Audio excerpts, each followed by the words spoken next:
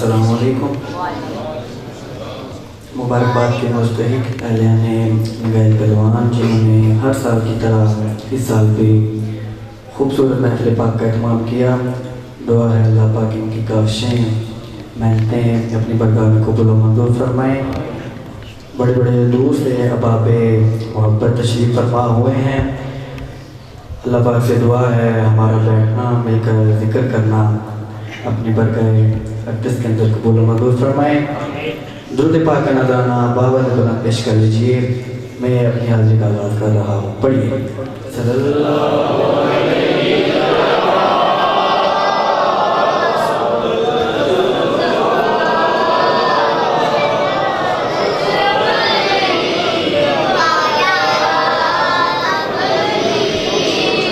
पीछे वाले अहबाब भी शामिल हो जाइए। बुलंद आवाज़ से पढ़िए सल्लल्लाहु